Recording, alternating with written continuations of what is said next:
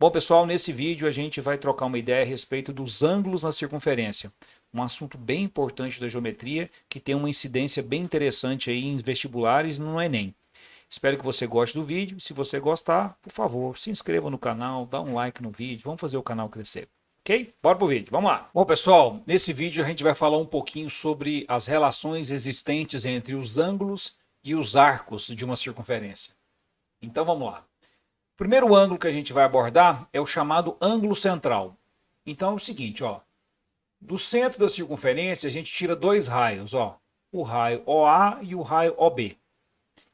Quando a gente traça o raio OA e o raio OB, a gente acaba de determinar esse ângulo central aqui, ó, o vértice está no centro, é o ângulo central de medida alfa, e esse arco AB de medida beta. Qual é a relação existente entre alfa e beta? O alfa e o beta, eles têm a mesma medida. Então, se o ângulo alfa for, por exemplo, 60 graus, esse arco beta aqui, ó, ele também terá medida 60 graus. Essas medidas são iguais. Beleza. Ângulo inscrito. De um ponto P em cima da circunferência, a gente vai tirar aqui, ó, duas cordas. Uma corda PA e uma corda PB. Ok? Bom, essas duas cordas vão determinar um ângulo alfa, que tem o vértice em cima da circunferência, e um arco AB, de medida beta. Qual é a relação entre alfa e beta? O alfa, ele vai ser a metade do beta. Então, a medida do ângulo alfa é a metade da medida do arco AB, ou seja, a metade de beta. Ok? Ângulo de segmento. Pelo ponto P, que pertence à circunferência, a gente pode tirar a partir dele uma corda AB e uma tangente PB. Tangente só encosta na circunferência. Com isso, a gente determinou esse ângulo de medida alfa e esse arco AB, ó, de medida beta. Esse arco AB de medida beta. Qual é a relação entre alfa e beta? Bom, como esse ângulo alfa aqui, ó, de medida alfa, ele tem um vértice em cima da circunferência, assim como o ângulo inscrito, a relação existente aqui para o ângulo de segmento é igualzinha do ângulo inscrito, ou seja, o alfa ele vai valer a metade de beta, ou seja, aquele ângulo alfa ele vai valer a metade do arco AB. Okay? Ângulo excêntrico interior. Bom, perceba o seguinte, ó, a gente pode tirar aqui duas cordas, ó, uma corda CA e uma corda DB. E vamos supor que essas duas cordas se interceptam aqui no ponto P. E aí, o que a gente vai definir? A gente consegue definir esse ângulo alfa, esse arco aqui, ó, de medida beta, o arco AB de medida beta, e o arco CD de medida θ. Bom, perceba que esse ângulo alfa, ele tem o vértice fora do centro. Então a gente diz que esse ângulo aqui é um ângulo excêntrico, fora do centro. E além de ser fora do centro, ele está dentro da circunferência, por isso que a gente chama ele de excêntrico interior. E como é que a gente faz para calcular a medida de um ângulo excêntrico exterior? O ângulo excêntrico exterior ele é a média aritmética desses dois arcos que ele determina. Então ele vai ser o beta mais o θ dividido por 2. Essa é a medida de um ângulo excêntrico interior. Ok? Ângulo excêntrico exterior. Agora repare bem que o ângulo excêntrico exterior ele pode ser obtido de três maneiras diferentes. Como? De um ponto P fora da circunferência, a gente pode traçar aqui, ó, uma secante PA. Secante por quê? Porque corta a circunferência em dois pontos.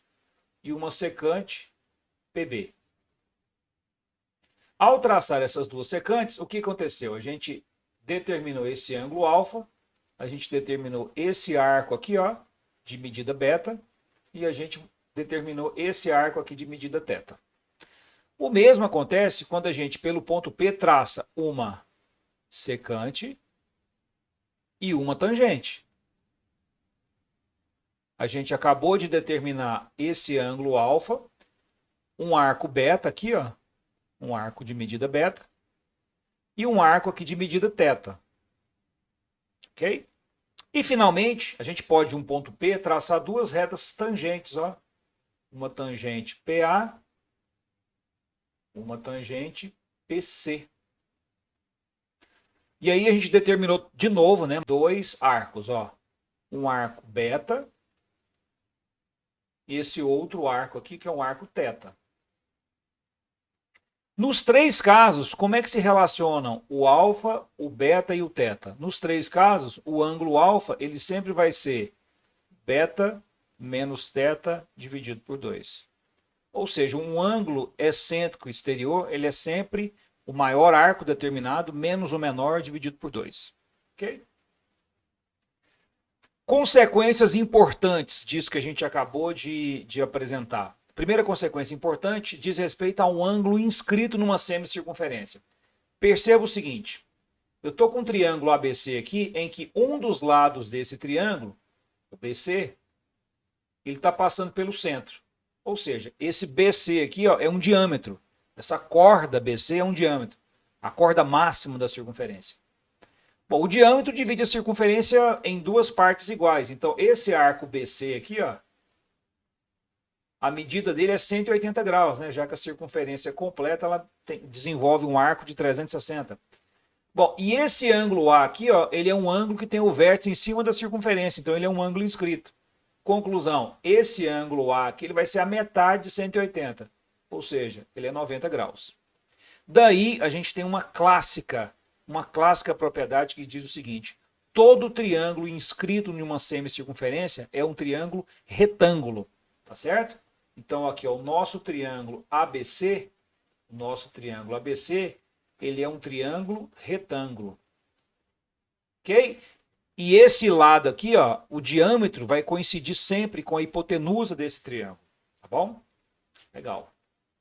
Outra propriedade super importante diz respeito a um quadrilátero inscrito na circunferência. Bom, para um quadrilátero ser inscritível, ou seja, para a gente poder colocar um quadrilátero dentro de uma circunferência, é necessário acontecer uma coisa aqui com os ângulos. Bom, vamos mostrar isso. Ó. Aqui eu tenho que esse ângulo A aqui, ele mede alfa. Então, quanto que seria esse arco aqui, ó, que começa no B e vai até chegar aqui no D? Esse arco aqui, ó, esse arco aqui vai medir 2 alfa, né? Porque esse ângulo aqui, ele não é a metade do arco que ele determina. Se o ângulo é alfa, significa que o arco é 2 alfa. O mesmo acontece aqui, ó. A gente tem um ângulo beta aqui, ó. A gente tem esse ângulo beta. E esse ângulo beta, ele começa aqui, o arco que ele determina começa no B e vai até o D. Então, se esse ângulo aqui é beta, ele é a metade desse arco BD. Então, esse arco BD vai ser 2 beta. Se a gente somar 2 alfa com 2 beta, dá a circunferência toda, que é 360 graus. Dividindo por 2, a expressão toda, a gente tem que alfa mais beta é 180. Ou seja, a condição para que um quadrilátero seja inscritível é que a soma dos ângulos opostos seja 180 graus. Ou seja, aqui a gente tem ângulos opostos suplementares. Ângulos opostos suplementares. Se a gente chamasse, por exemplo, esse ângulo aqui de θ e esse aqui de um gama, θ mais gama também seria 180. Ok? É isso. Vamos treinar com exercício. Na figura, se a circunferência tem centro O, BC e tem o mesmo tamanho de OA, então a razão entre as medidas dos ângulos AOD e COB é... Então vamos lá. Então cadê o ângulo AOD? AOD. O ângulo AOD é esse aqui, ó. Cadê o ângulo COB? O ângulo COB é esse aqui, ó. COB é esse aqui, ó. Beleza. Bom, ele disse pra gente que BC tem a mesma medida de OA. Então, ó, BC tem a mesma medida de OA. Ou seja, BC tem a mesma medida do raio. Então, a gente pode falar que BC tem a mesma medida de OA que tem a mesma medida de OC. Porque OC também é o raio. Então, se a gente chamar esse ângulo aqui de um alfa, esse ângulo aqui também seria alfa. Ok? E aí, esse ângulo aqui, ó, ele é um ângulo externo do triângulo BOC. Então, esse ângulo ele vale alfa mais alfa, ou seja, 2 alfa. OC e OD têm a mesma medida. Então, a gente está diante aqui de um triângulo CDO isósceles. Então, se esse ângulo aqui é 2α, esse ângulo aqui também é 2α. Ok? Bom, agora a gente pode fazer um esquema aqui que vai ser muito interessante. Ó. Vamos destacar agora esse triângulo aqui. Ó. Vamos destacar aqui esse triângulo aqui agora. Ó. O triângulo OBD. Esse ângulo aqui, ó, é um ângulo externo do triângulo OBD. Então, esse ângulo aqui ele vale 2α mais α. Ou seja, esse ângulo aqui ele vale 3α. Bom, o exercício está querendo que a gente calcule a razão entre dois ângulos. A medida do ângulo AOD dividido pela medida do ângulo COB. Vamos lá. Quem é o ângulo AOD? 3α. Quem é a medida do ângulo COB? COB, alfa. Então, essa razão dá 3. Ficamos aí com a letra E. Ok. Valeu.